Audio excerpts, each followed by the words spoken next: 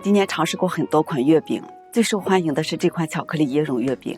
其实制作很简单，馅料以及饼皮的详细制作来跟大家分享一下。饼皮我用的是广式饼皮的配方，做好后需要静置2个小时再使用，因此我们先来做饼皮。转化糖浆，广式饼皮必不可少的食材，它可以使饼皮保持松软，并且能增强饼皮的着色性。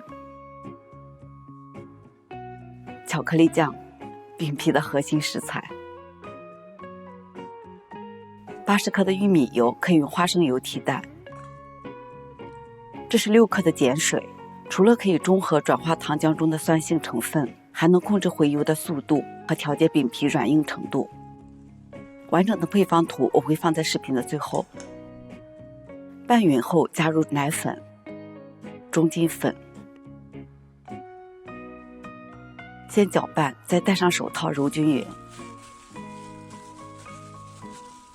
密封静置2个小时，让食材相互融入后再来包。静置的时间来做一下馅料。往期作品中有分享过椰蓉馅的面包和酥皮点心，很受欢迎。但是这款馅料跟它俩不同，多了一种食材莲子。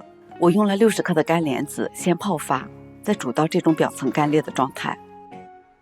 2个鸡蛋黄，40克的糖浆，这里的糖浆可以用等量的蜂蜜或者是麦芽糖替代。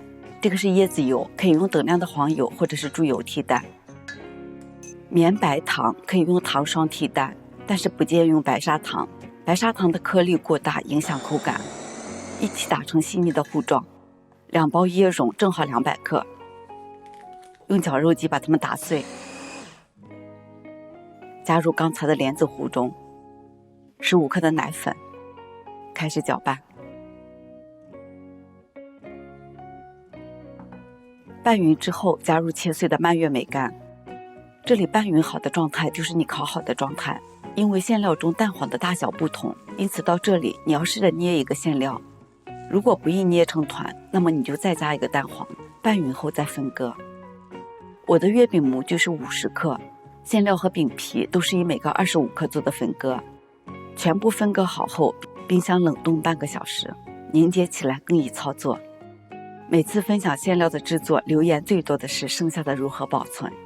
只有一种方式，分割好后真空冷冻保存。如果家里没有这种真空封口机，那么你就少量多次的做吧。这款真空封口机除了有匹配的真空袋，还有分割、封口、干湿抽等各项功能，是我储存食材的小帮手。对于新手，静置好的面团取一个包一个，剩下的密封保湿，做好面团的保湿效果，饼皮才会光滑无裂痕。搓圆，压扁，放入馅料，把面团轻轻地往上推，收口，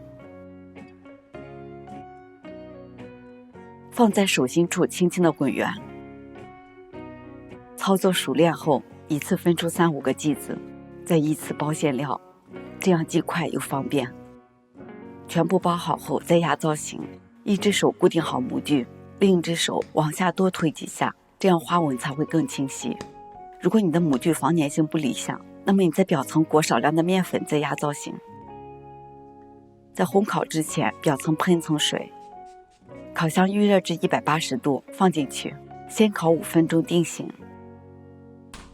取出来，晾3分钟左右，再次放进去，上下火180度，烤12分钟左右，最后2分钟观察颜色，表层上色足，盖上锡纸。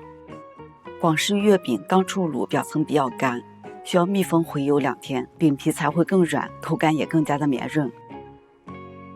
这是回油后的月饼，表皮的光泽和软硬度都恰到好处，这款月饼的甜度适中，椰蓉和巧克力的香味反倒更为突出。